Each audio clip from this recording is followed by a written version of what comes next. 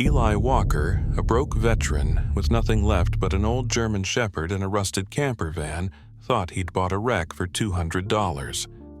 But when his dog clawed at the floor and uncovered a forgotten cassette, the voice on it changed everything for him and for an entire town. If you believe some songs never die, hit like and subscribe for more stories that stay with you. The wind that afternoon carried the smell of rust and rain heavy on old metal and broken plans. Eli Walker stepped through the gate of Walker's salvage yard, a place that shared his last name, but not his fortune. He was 72, his back still straight like the Marines had trained him, but everything else about him looked tired. The frayed jacket, the calloused hands. He had a duffel bag slung over one shoulder light enough to prove how little he owned. The yard was a graveyard of America's forgotten machines, cars with their hoods ripped open like chests, buses missing windows. An old plane wing half buried in dirt. Somewhere in the distance, his dog barked. Duke, a German Shepherd, 9 years old, strong, loyal with gray creeping along his muzzle. The kind of dog that didn't ask questions, just followed his man no matter how far downhill life had rolled. The owner of the yard, Hank Moore, came out from behind a stack of tires, wiping his hands on a rag. "You're late," Hank said, though his tone wasn't unkind. He was 60, also a veteran, though his war had been a different one. "Truck broke down again," Eli muttered. "Didn't think I'd make it. Guess it did you a favor," Hank said, jerking his chin towards the back lot. "Got something there might suit you. She ain't much, but she's got 4 walls and a roof that mostly doesn't leak." Eli followed Boots, crunching on gravel, Duke trotting beside him. They came to a stop in front of a camper van. Faded cream paint rust spreading along the seams like old scars, one headlight missing. A cracked sticker still clung to the back bumper, "Keep on truckin'." Eli squinted through the window. Inside, a small sink, a fold-down cot, a gas stove. Everything smelled like mildew and lost time. How much, he asked. Hank scratched his chin. "For you, 200 cash. Don't ask me why it's still here. Been sitting since before I bought the place. Some fella dropped it off years back. Said it belonged to a soldier, never came back to get it." Eli huffed a quiet laugh. "Figures." He dug into his wallet, a few bills soft from being folded too long. "I'll take it." "You sure she doesn't move?" "Neither do I," Eli said. The keys jingled when Hank dropped them into his palm. "She's yours. Maybe fix her up, liven her till you figure things out." "Maybe," Eli said. But he knew there wasn't anything to figure. This was the last stop. He loaded his duffel inside Duke, hopping in first and claiming the corner near the door. He sat on the cot, which creaked under his weight, and stared at the wall where sunlight leaked through a crack. Outside, the world kept moving, cars on the highway, laughter from a radio somewhere, but in here, time had paused. Duke padded around, sniffing his nose, brushing the floorboards. Then he stopped. A low growl rose from his throat, the kind of sound that said something was off. Eli frowned. "What is it?" Boy Duke pawed at a spot near the back wheel, well nails clicking on the floor. The wood thudded hollow. "Mouse nest, probably," Eli muttered, though the sound didn't quite match that theory. He rapped his knuckles on the floor. The echo came back deeper than expected. "Damn thing's falling apart," he said, though his eyes lingered on that spot a little too long. Duke's ears stayed perked, tail stiff, waiting. Eli reached down, ruffled the fur between them. Relax.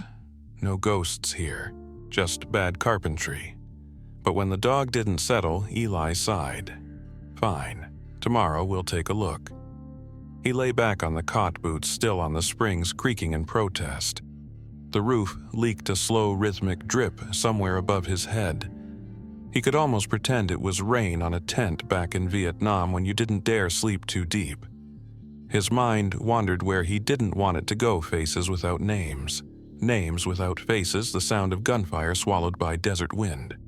He turned on his side, staring at Duke. The dog had finally lain down but kept his head up, eyes fixed on that same hollow spot in the floor. "Yeah," Eli whispered, voice rough. "I know the feeling." He reached for the bottle in his bag, unscrewed the cap, took a swallow. The burn felt honest. Outside, wind slid through the yard, rattling sheet metal and making the van groan softly like it was remembering something. Eli closed his eyes. For the first time in years, he wasn't sure if he was running from the past or driving right back into it. Morning sunlight slipped through the cracked windshield, spreading pale stripes across Eli's face. The smell of oil and old fabric hung thick inside the camper. He had barely slept, too aware of the van's groans, too aware of Duke's restless breathing through the night. By dawn, the dog had moved closer, head on Eli's boot. When Eli finally pushed himself upright, the world outside was still half asleep, just the whine of wind turbines in the distance and the faint hum of the highway. He rubbed his face, stretched his bad shoulder, and muttered, "All right, let's see what's broken this time." The van had no power the night before, and he needed at least the lights to work if he was going to live in it. He rummaged through a toolbox Hank had let him borrow, wires and screws rattling in a metal tray, the sound sharp in the quiet. Duke followed his every move, tail flicking once whenever Eli cursed softly under his breath. "Don't look at me like that," Eli said, prying open the panel under the driver's seat. "You're not the one freezing in here." The wiring looked like spaghetti half-melted, wrapped in tape, older than he was. He leaned closer, flashlight in his teeth, when the beam caught something odd. The plank under the seat didn't match the others. Newer wood. Fresh screws. The rest of the floor had nail heads dulled by age, but these shone faintly as if replaced not too long ago. He frowned. That's strange. Duke's ears perked, a low hum building in his throat. Eli tapped the board. It gave a hollow sound, deeper than it should. Maybe the last owner tried to fix a leak, he said, though he wasn't convinced. He found a screwdriver and began to turn the screws one by one. They came loose easily, too easily, as if someone had expected this to be opened again. The plank lifted, with a soft groan revealing a narrow cavity lined with dust and cobwebs. Inside, something metal glinted. Eli reached down and pulled it out, a small tin box dented cool against his palm. He turned it over. No markings, just rust and age. The latch stuck, but with a bit of pressure it popped open. Inside, wrapped in yellowing cloth, lay a cassette tape. The label had been handwritten, neat block letters faded to brown. Beneath it, folded tight, was a small note. Eli hesitated before touching it. There was something intimate about the way it had been placed, careful, deliberate. He unfolded the paper slowly. The handwriting was strong, precise, the kind of hand that belonged to a man who believed in clarity. The words were few. "Play this when the war is over." J.H. He stared at them for a long time. The air in the van seemed to thin, as though even the dust was holding its breath. J.H., the initials hit something buried deep. He said the name aloud without meaning to, Jack Haynes. The sound of it felt foreign, like a word from a language he had forgotten. Captain Jack Haynes. The man who had led his platoon through the final months of the war, the man whose voice still echoed in Eli's memory when the nights got too quiet. It couldn't be. It had been 50 years. Still, that handwriting, the squared edges of each letter, the tiny, deliberate serif on the H, Eli knew it. He had seen it every day on report supply lists, letters pinned to the barracks door. He had copied it once painfully when Haynes had made him rewrite an entire logbook for misspelling the word artillery. "So you never really left, did you?" Eli murmured. Duke tilted his head at the tone. Eli brushed the dust from the note and read it again, slower this time, each word heavier than before. "Play this when the war is over." He folded it carefully, as if afraid the paper might tear, and set it beside the tape. The cassette's plastic case was cracked along one edge. Someone had taken care of it once enough to wrap it, hide it, preserve it. But why inside a van like this? Eli looked around at the narrow space, the faded curtains, the stains on the ceiling, and realized he might be sitting in what had once been Haynes's refuge. The thought twisted something inside him, part awe, part unease. He turned the tape in his hands, tracing the worn label with his thumb. He didn't own a player, not yet, but Hank might have one in the office. He slid the tape back into its cloth and returned it to the box, setting it gently on the table. Duke's gaze followed the motion tail, twitching once before he settled again. "We'll find out what this is," Eli said quietly. But not yet. He leaned back in the chair, the box between his hands, the faint smell of rust and old paper mixing in the still air. Through the small window, the yard stretched out under the rising sun, endless metal, endless silence. The kind of place where secrets didn't mean to be found. He glanced at the note again, reading the words under his breath one last time. Play this when the war is over. And for the first time in years, Eli Walker wondered if for him the war had ever really ended. The next morning came gray and cold, the kind of light that made everything look a little older, a little lonelier. Eli sat on the camper's step with a cup of coffee that tasted mostly like rust and regret. The box sat beside him on the small table, the folded note resting on top. He'd spent half the night staring at it, convincing himself he'd imagined the handwriting that memory played tricks on men his age. But the more he tried to forget, the clearer it became. Haynes's letters had always been written with that same blocky precision, every line like it came from a man too disciplined to waste motion, too careful to waste words. He had taught his men to be the same. Eli hadn't been that kind of soldier. Duke nudged his knee-tail, brushing against the step, and Eli sighed. All right, let's see what we've got.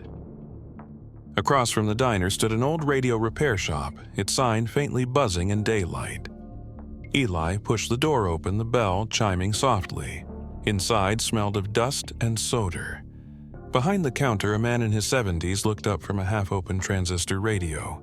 Help you looking for a cassette player, Eli said. Something that still works. The man chuckled. You're about 30 years too late, but I might have one. He rummaged under the counter, then lifted out a bulky portable player, its buttons yellowed with age. Runs on batteries if you've got 'em. How much, you kidding? You're the first guy to ask for one in a decade. Take it. Eli nodded in thanks and slipped a few crumpled bills across the counter anyway.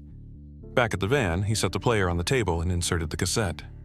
The tape clicked into place with a sound that made his chest tighten. Duke sat near his boots, ears pricked tail still. Eli pressed play. For a moment there was only static, a soft hiss, the faint crackle of age. Then slowly, a guitar began to play. Not polished, just steady.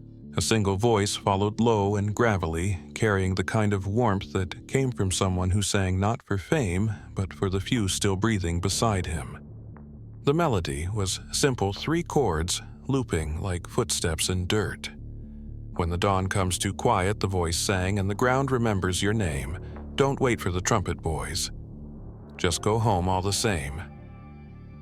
Eli froze. That voice was burned into him, not from any record, but from a night 50 years ago in a base camp halfway across the world. He remembered, sitting by the fire, his hands still shaking from patrol, when Captain Jack Haynes had picked up a guitar and started to play. The same voice, the same song, but the version he remembered had never been recorded. He swallowed hard, pulse hammering in his ears. The tape continued the guitar, drifting softer, a pause, and then faint, but clear a voice, not singing, just speaking words tucked at the edge of the static. Keep the tape safe, Sergeant Walker. Eli's heart stopped. He hit pause and stared at the player as if it had just spoken his name aloud. Sergeant Walker. His name, his rank, exactly as Haynes would have said it. For a second, the air inside the van thickened until breathing hurt. He rewound, pressed play again, listened.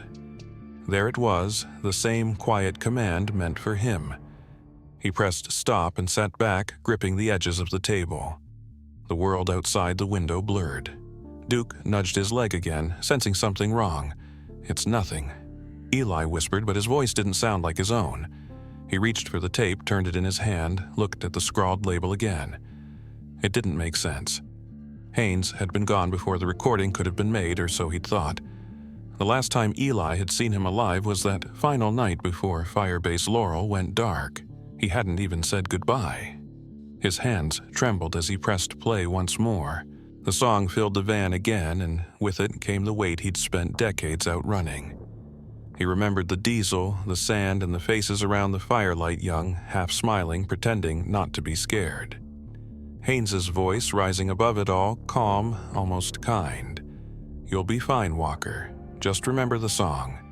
There's always a song. And then the morning after chaos, smoke the world breaking apart. Eli had been sent to deliver a message to the supply line. He'd argued, said he could wait until dawn. Haynes insisted. So he went, and when he came back there was nothing left to deliver to. He sat now in the same silence, 50 years older, 50 years heavier. The music wound down the final note, trailing off into the static. Eli pressed stop and rested his hand over the player as if trying to still the echo inside his chest. Duke climbed onto the seat beside him, pressing against his thigh. Eli's throat tightened. "It's just a song," he said, barely a whisper. But it wasn't. It was a voice calling from the part of his life he'd buried so deep that even dreams hadn't dared to reach it.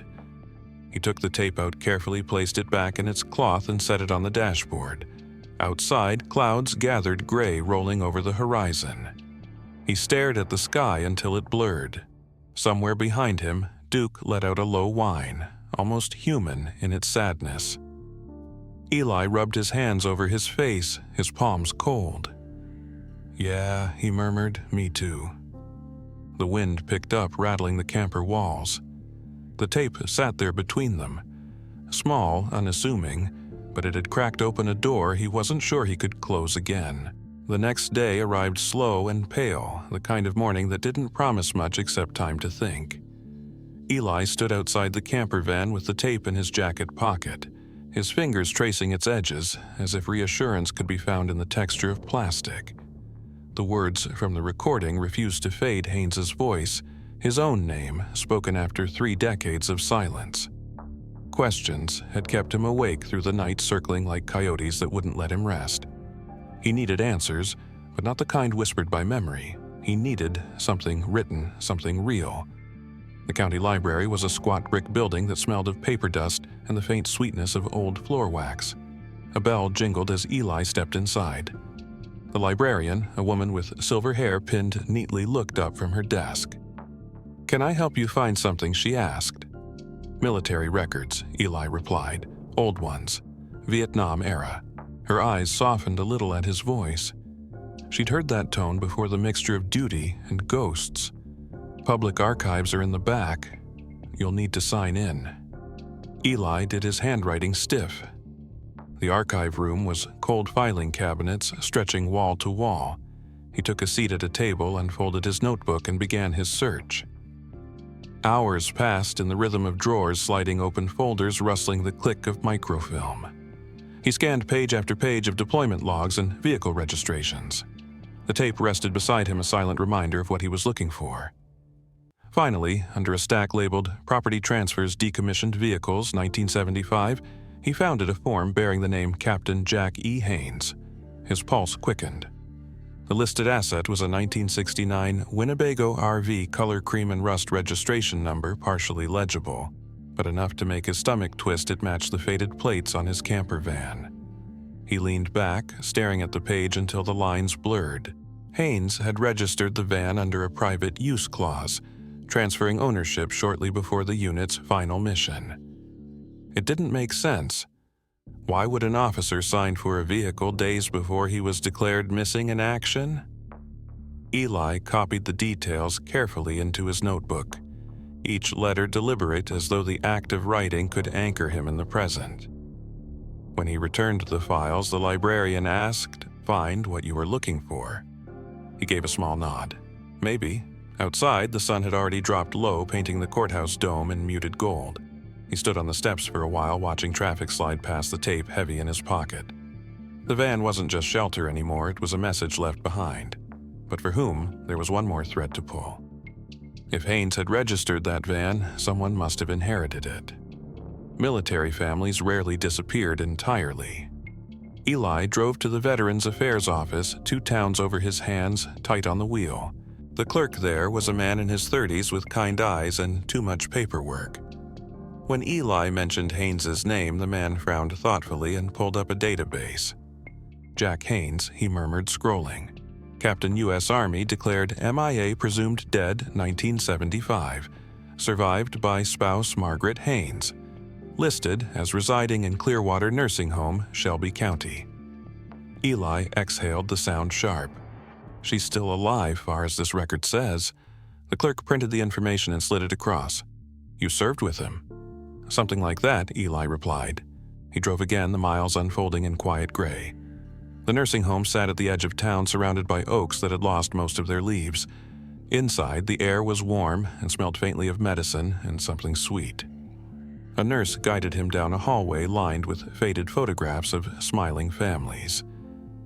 "Mrs. Haynes is in room 12, she said softly. "She's still sharp most days." Eli knocked once and stepped inside. The woman sitting by the window turned her hair thin and white, her eyes alert. "Yes?" she asked, polite but cautious. "Ma'am," he said, removing his cap, "my name's Eli Walker. I served under your husband." She studied him for a long moment before nodding slowly. "Jack's men used to visit long ago, not for years now." "I didn't know how to find you," Eli said, stepping closer. "I think I have something that belonged to him." He held out the cassette. Her hands trembled as she took it. "I thought it was lost," she whispered. "They gave me his things, but not this." Her eyes clouded not with confusion but with memory. He loved that van, spent every leva fixing it up. Said someday we'd drive to the ocean. She smiled faintly.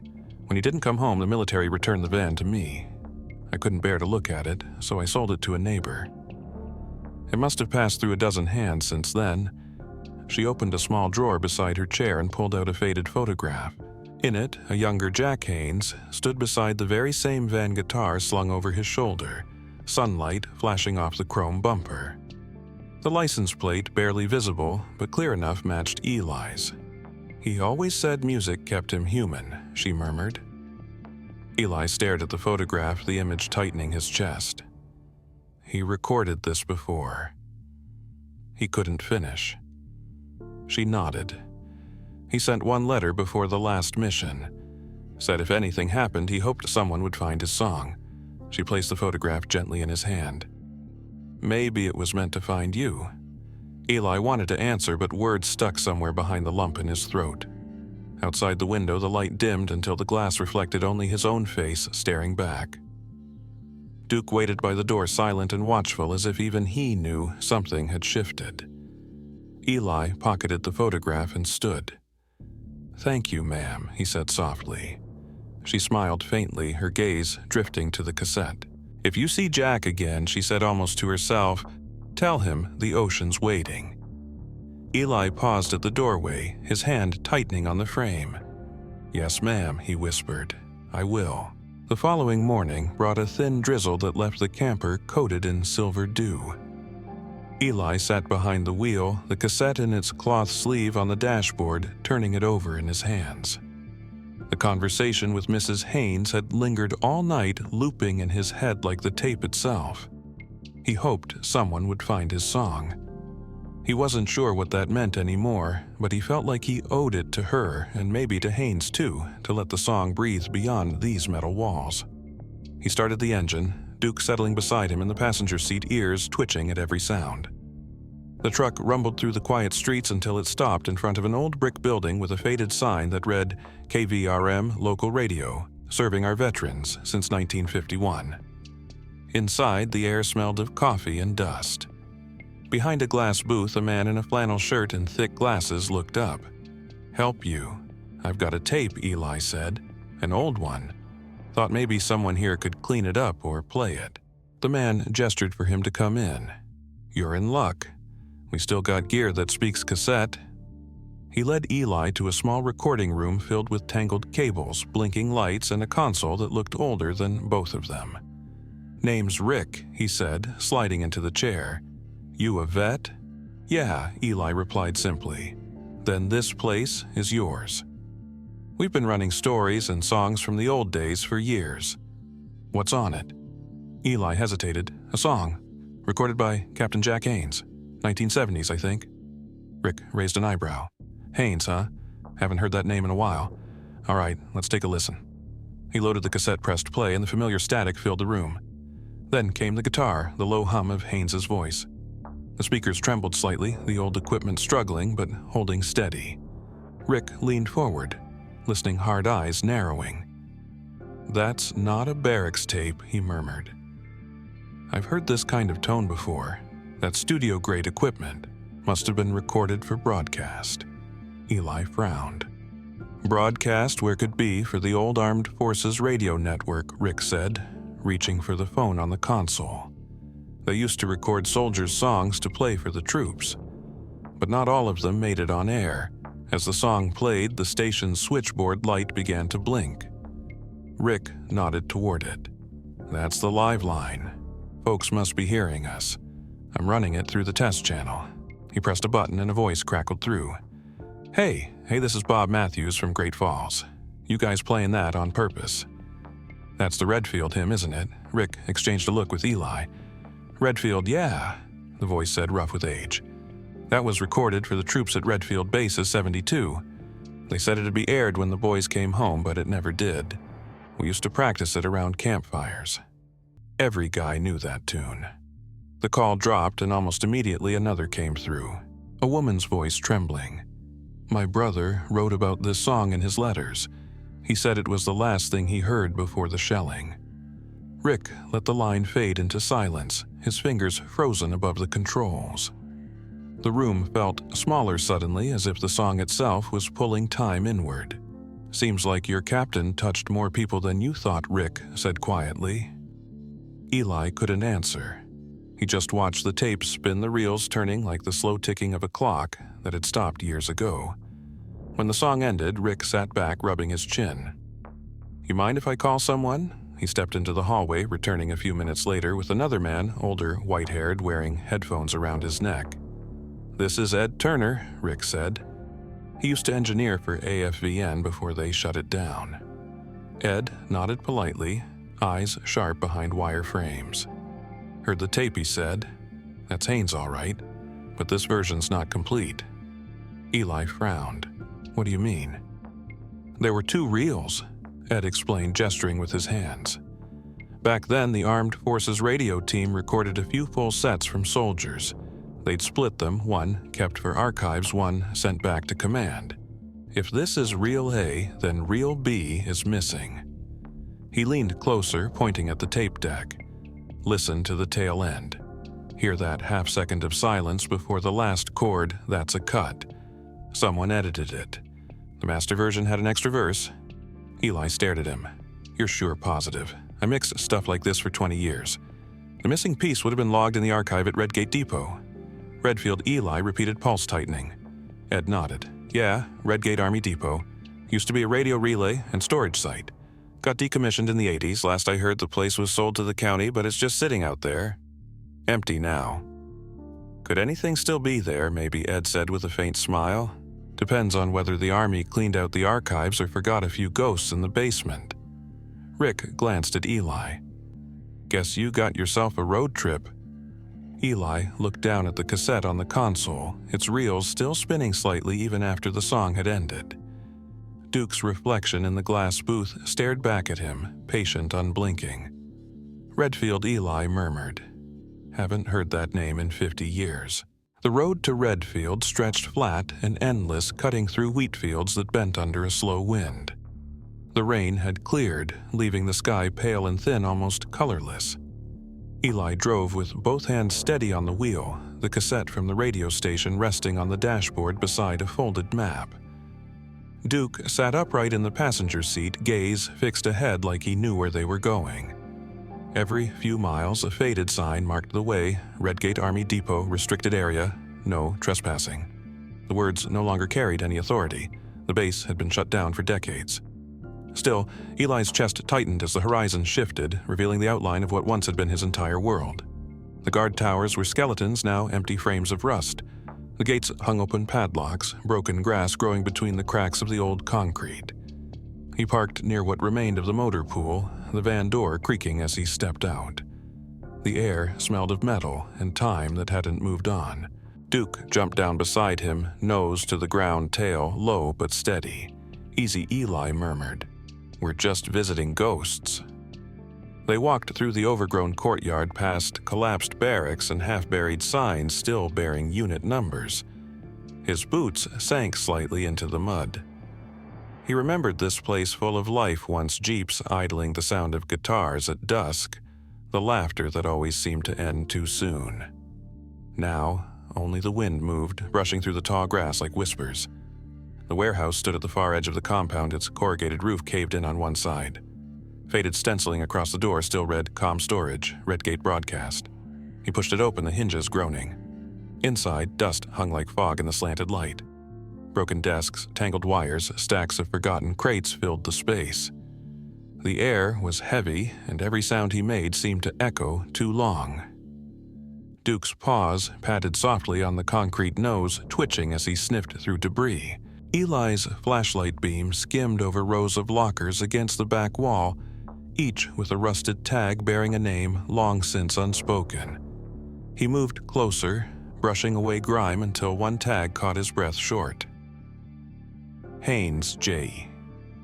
The letters were still sharp beneath the corrosion. His throat tightened as he reached for the latch. It stuck at first, but the metal finally gave way, scraping against itself like protest. Inside the locker, time had been patient. A uniform jacket folded neatly, the patches faded but intact, a battered canteen, and behind them, half buried under an old tarp, a small reel-to-reel tape marked in the same careful handwriting he had seen before, Side B. The label was smeared with dirt, one corner torn. He lifted it gently, wiping away the mud with his sleeve. The reel felt damp and fragile but whole. "You're still talking to me, Captain," he whispered. Duke stood beside him, watching silently. Eli found a cloth bag on a nearby table and placed the tape inside, then sat for a long moment on a fallen chair staring at the open locker. Memories crawled back uninvited, the sound of mortars, the red flare lighting up the night sky, the order to fall back that had come too late. He pressed a hand to the cool metal door, closed it softly, and turned away. On the drive back, the world outside blurred into gray. He didn't turn on the radio. He didn't need more voices in his head. Back at the camper, he set up the old reel-to-reel deck Rick had loaned him and adjusted the reels, carefully threading the tape through the player's spools. The tape hissed, faintly warped from age, but the machine whirred to life. For a long minute, there was nothing, just static, the faint thump of Duke's tail against the floor. Then came the voice. Clear, steady, unmistakable. "If someone finds this," Haynes began, "then maybe we were luckier than most."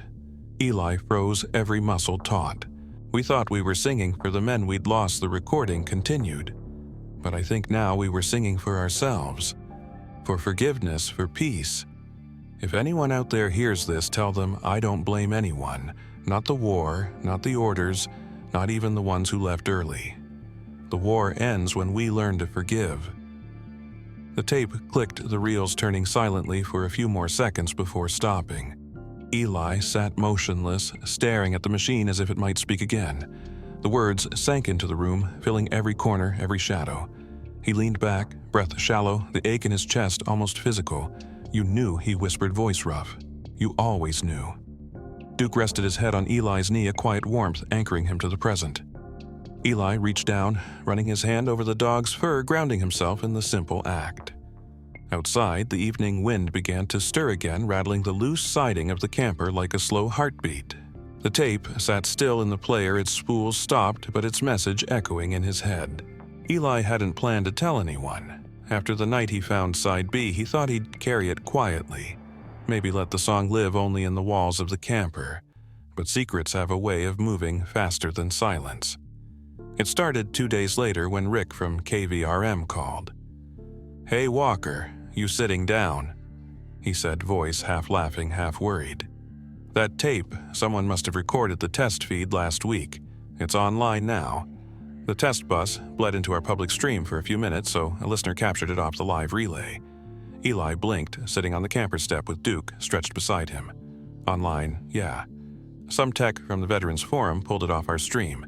He posted it with a note: lost Soldier's Hymn rediscovered recording, 1972. It's everywhere." Eli rubbed his temple, the words sinking in. Everywhere meant strangers listening, dissecting, attaching meaning to something that wasn't theirs. Rick hesitated. "You should see the comments. People think it's a message from the Redfield unit. Some are saying it's closure or guilt," Eli muttered. "Maybe both," Rick said softly. That night, Eli opened his phone, the same device he mostly used to check weather reports, and scrolled through the thread. there were hundreds of replies. My father sang this before his last deployment. I thought I'd never hear his voice again. Who found the tape? His thumb froze on one comment from a user named Vet74. The voice at 2:31. That's Captain Haines. I'd know it anywhere. He led my cousin's company. He died saving half his men. Whoever shared this, thank you. Eli felt the weight in his chest shift sharp and unfamiliar. For 30 years, he had avoided the word Haines anywhere near his name. Now it was everywhere, tied to him again through a song that refused to stay buried. He closed the phone and stared at the van wall until dawn. By morning, the local paper had picked up the story. The headline was small, but impossible to miss Veterans Discovery Revive's voice from the war. The photo beneath showed the camper parked by the salvage yard, Duke sitting at its door. Eli recognized the angle it had been taken from across the road. By noon, a news truck rolled up the gravel drive. A young reporter stepped out, hair tied back, a microphone already in hand. "Mr. Walker," she called, polite but eager. "Do you mind if we ask a few questions about the recording?" Eli wanted to turn them away, but something in her tone, genuine curiosity, not spectacle, made him pause. "Make it quick," he said. The camera crew adjusted their gear while she read from her notes. "The song you found has spread among veteran groups across the state. Many say it's the voice of Captain Jack Haines, missing in action since 1975. Can you confirm that?" Eli glanced down at Duke, who sat quietly by his leg. "Yes," he said. "It's him." "And you served with Captain Haines?" "I did." "How did you come across the recording?" He hesitated, choosing his words carefully. "Found it in a van I bought." Turns out the van used to belong to him. The reporter's eyes widened. "That's remarkable. People are saying you might have uncovered one of the last messages from the Redfield Division. Do you think Captain Haines meant this for anyone specific?" Eli shook his head slowly. "I think he meant it for all of us." She smiled, as if that was the quote she needed. "One last question," she said. "When's the last time you heard him sing?" Eli felt the question land heavier than it sounded. The hum of the camera filled the silence until he finally answered, voice steady but low. "I was the last person to hear him sing," he said. "That night before the base was hit. I didn't know it'd be the last time." For a moment, the only sound was the wind against the microphone cover. Then, the reporter nodded quietly, as if realizing she'd stepped into something deeper than a story. They thanked him and left tires crunching away down the gravel. Eli stood watching the dust settle. Duke nudged his leg, sensing the tension. "It's fine," Eli murmured, but his voice said otherwise. That evening, when he walked into the diner for coffee, heads turned. Some nodded with quiet respect, others whispered. An older man near the counter raised his cup. "You're the one with the song," he said. "My brother was at Redfield. Haven't heard his name spoken in years, thank you." Across the room, a younger vet looked up sharply, his tone not unkind but edged. "You were there, right? Why'd you make it out when the rest didn't?" The question wasn't hostile, just the kind of question that carried history behind it. Eli met his gaze for a long second, then simply said, "Luck, nothing else." He left a few dollars on the counter and walked out into the cooling air. The camper waited where he'd left it, the porch light from the salvage yard casting long shadows across the gravel. He sat on the step, Duke leaning against him, both staring out into the quiet. "They think it's a story," Eli said softly, "but it's just what's left of a promise." Somewhere in the distance, church bells rang the hour, slow and hollow. Duke raised his head ears, pricking towards the sound. Eli's eyes followed the direction instinctively past the highway toward the north, the way back to Redfield. The place where everything had begun, and where somehow it still waited. The invitation came quietly. A letter, not an email, slipped under the camper door early one morning.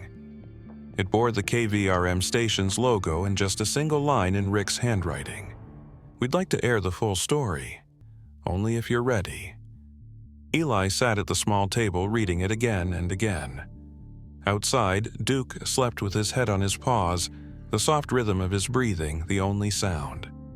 For days, he had avoided calls, avoided faces. He thought silence would make the storm pass, but it only made the guilt echo louder. Now, the world already knew the song. Maybe it was time they knew the man behind it, too. That evening, he drove back to KVRM, the street slick with rain, the van's wipers keeping slow time against the glass. Rick met him at the door, a cup of coffee in one hand, his expression unreadable. "You don't have to do this," he said gently. "I know," Eli replied, "but I think I should." The studio was dim, the walls lined with foam panels that seemed to swallow sound. A single microphone waited in front of him, its red light blinking. Rick adjusted the levels. "We'll go live in 2 minutes," he said quietly. "Say whatever feels right." The countdown passed in silence. When the signal light turned green, Eli leaned forward, the microphone catching the slight tremor in his breath. "My name is Eli Walker." He began, his voice steady but low. "I served under Captain Jack Haynes' Redfield Division. Most of you have heard his song by now. I found it by accident in a van that once belonged to him." He paused, hands clasped on the table. "But there's something I need to say that isn't in the music." Rick stayed still behind the glass, eyes down. "The night before the attack, Eli continued, Haynes sent me to deliver a message to command. I argued with him about it. Told him I'd wait till dawn, but he insisted. I left early. When I came back..." He stopped, the words catching. "When I came back, they were gone. The whole unit. I've spent 50 years trying to make sense of that order, trying to believe there was a reason.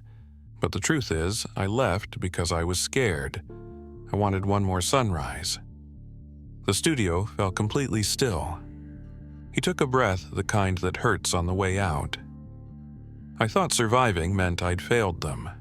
But then I found his tape, and I heard him say the war ends when we learn to forgive. I think he meant me."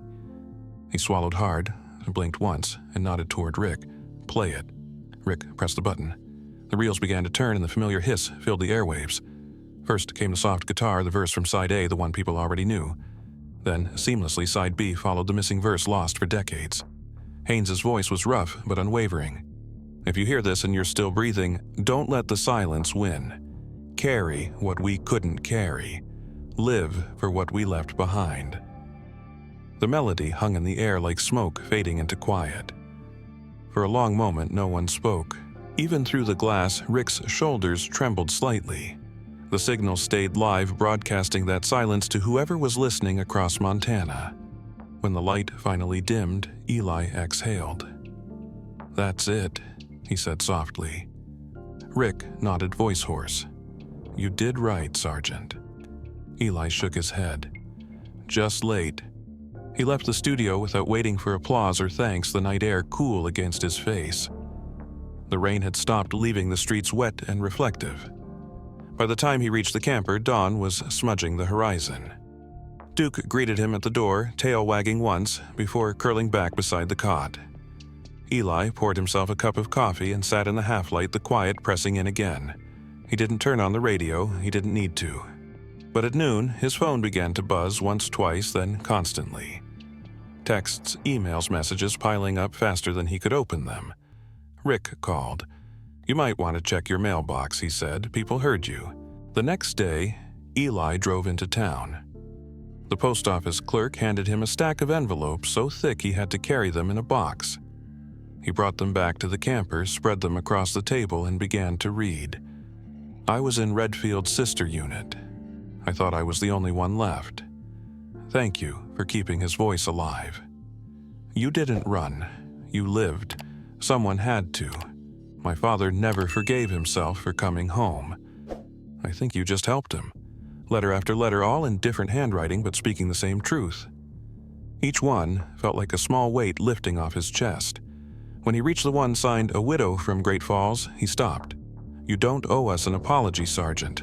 You carried their story farther than any of us could." Eli's vision blurred. He leaned forward, pressing his palms against the table, shoulders shaking. Duke nudged under his arm, resting his head against Eli's lap. The sound that left him wasn't a sob exactly, just the quiet release of 50 years' worth of held breath. For the first time, he didn't feel alone inside the silence. A week after the broadcast, the story had spread further than anyone expected. The letters kept coming, some from across the state, others from towns Eli had never heard of. The radio station replayed the song every evening that week by listener request. It was no longer just a recording. It had become something shared, an anthem for those who never came home, and for those who had but didn't know what to do with the silence that followed. Eli tried to stay out of sight, but it proved impossible. People started showing up at the salvage yard just to shake his hand to thank him, or to leave small mementos, dog tags, folded notes, flowers. He wasn't a hero, just a messenger finally delivering a letter. On a cold November morning, the mayor came to see him. Tom Granger was a tall man with a limp from his own years overseas and the kind of steady kindness that came from knowing loss. He stood at the camper door with his hat in hand. "Walker," he said, "I wanted to talk about what you've done for this town." Eli gave a faint smile. "Didn't do much, sir, just pressed play." "Sometimes that's enough," Granger replied. "The council met this week. We're planning a Veterans Day event, something quiet but lasting. We thought about making the song part of the ceremony, maybe play it each year in the square. Folks said it brought peace, and we'd like to honor you too." Eli shook his head. "Don't." The mayor studied him for a moment. "You sure?" "It's a good thing, Eli. It was his song," Eli said firmly, "not mine. I just found it. If you want to honor someone, honor them." The mayor nodded, understanding. "Then what do you want?" Eli looked out across the yard where the camper sat under the thin light. The van was old, its paint flaking, its body dented, but to him it felt like the last witness of a promise. "Maybe put her somewhere quiet," he said after a moment. "A park, maybe. Not a monument, just a place folks can sit, listen, and remember." "A memorial," Van Granger mused, nodding. "We can do that." When he left, Eli stood there a long while, the wind tugging at his jacket. Duke leaned against his leg, watching the horizon. Over the next week, volunteers came, mostly other veterans, some young, some gray-haired, to help move the van. They cleaned the rust, patched the windows, and built a small wooden platform at the edge of the park by the river. The dedication wasn't grand. No speeches, no fireworks, just folding chairs, a flag, and a small crowd. When the song played over the speakers, there was no applause. Only a quiet stillness broken by a few muffled sobs from those who had carried similar ghosts. Eli stood at the back, Duke sitting faithfully beside him. He didn't look at anyone, just at the van gleaming faintly under the sun. After the crowd dispersed, he stayed behind, helping the crew finish wiring the small solar radio that would play the song once a year on Veterans Day. He didn't notice Duke wandering back toward the open door of the van until the dog barked once sharp and began pawing at the dashboard. "What is it now?" Eli asked, stepping inside. Duke nosed toward the old metal ashtray half buried in dust. It had jammed years ago, but his paw had knocked it loose. Something fluttered out, a small half-burned envelope, the edges charred as if it had once sat too close to a lighter flame. Eli picked it up carefully, heart suddenly pounding. The handwriting was unmistakable, J.E. Haynes. The paper crackled as he opened it, the smell of smoke still faintly there. The message inside was short, just a few lines written in the same neat, deliberate hand. "To whoever finds the song, keep it safe when I can't. Don't let it die in the noise. Some things are meant to outlive us. No name, no rank, just that." Eli read it twice, then again, the words sinking deep. He sat down on the edge of the cot, the paper trembling in his hands. Duke rested his head against his knee, eyes soft. "You found it, didn't you?" Eli murmured. The dog blinked slowly, as if answering. He looked around the van, the patched floor, the worn seat, the space that had become both refuge and confession, and felt something shift inside. All this time he had thought the van was his burden. Maybe it had been his assignment instead, the one Haynes left unfinished. The letter slipped from his fingers and landed softly in the dust beside the cassette deck. Outside, the wind stirred the trees, scattering the last of the autumn leaves across the grass where the memorial now stood waiting. Veterans Day arrived quietly that year, the kind of morning that started gray but promised sunlight later. The town square had been dressed with simple flags, folding chairs, and a single table holding a cassette player wired to the small speaker system. No banners, no stage, just people. Old uniforms pressed one more time. Young families holding framed photos and a scattering of teenagers who had only heard about the war from textbooks but came anyway because someone had told them there was a song worth listening to. Eli stood at the edge of the crowd with the Duke lying at his feet, the dog's fur brushed and collar newly polished. The van sat nearby in the park, its faded cream panels cleaned and waxed, a small plaque fixed to its door. In memory of those who carried the song. He hadn't expected to see so many people. The mayor caught his eye across the square and gave a small nod before stepping up to the microphone. "No speeches today," Tom Granger said simply, "just remembrance." He held up the cassette and added, "This was found right here in our town, but it belongs to every soldier who came home and everyone who didn't." Then he pressed play. The tape whirred, and that familiar hiss filled the air. The guitar began soft, steady, and imperfect the way it always had been. Haynes's voice followed low and cracked but sure. "If you hear this and you're still breathing, don't let the silence win." The crowd stood still. The sound drifted over them, over the flags, over the frozen fountain that hadn't run in years. Halfway through the chorus, someone in the back started to hum along, then another joined. Before long, a quiet harmony spread across the square, unplanned, fragile but whole. It wasn't loud, it wasn't polished, it was real. A woman near the front wiped her eyes. An old man took off his hat. Eli didn't sing, just listened, hands folded, eyes on the van that had carried the voice farther than anyone expected. When the song ended, no one clapped. They simply stood in silence, letting the last note fade into the wind. The mayor turned the cassette off, leaving only the soft hum of the speaker. He looked out over the crowd and said, "We don't know who wrote this. Maybe that's the point. We just know it mattered."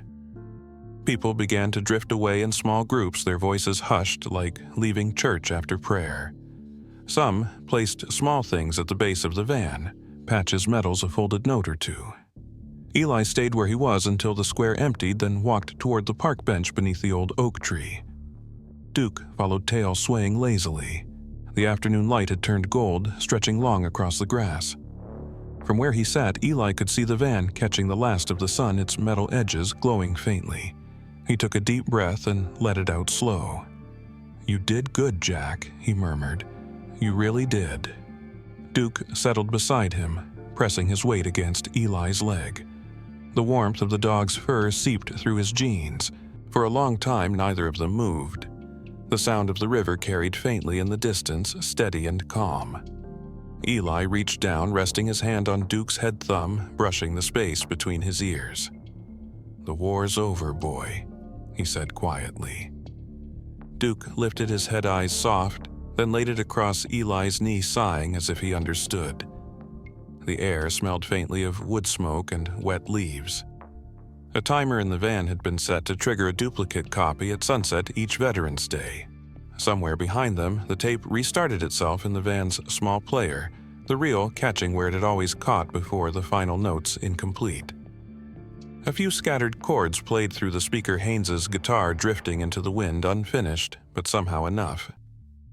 Eli closed his eyes, the sunlight warm against his face. For the first time in decades, the silence around him didn't feel heavy. It felt whole. A couple walking their child paused near the bench. The woman whispered, "That's him, isn't it? The man who found the song." Eli heard her but didn't turn. He didn't need to. They moved on, their voices fading into the evening air. Across the park, the flag on the small pole fluttered once, catching the last light before the sun dipped low. The world went back to its ordinary rhythm, but something in it had changed. Maybe not the world itself, Eli thought, but the way it breathed. He looked down at Duke, who was already dozing, ears twitching with every gust of wind. "We did all right," he whispered. The van's reflection shimmered in the river beyond the park, a faint mirror image of something once broken, now standing whole. The guitar's echo faded one last time, leaving only the soft hum of the tape spinning to an end. Eli leaned back, a faint smile of peace on his face. For the first time, he didn't feel like a survivor. He felt like someone who had finally finished what he was sent to do.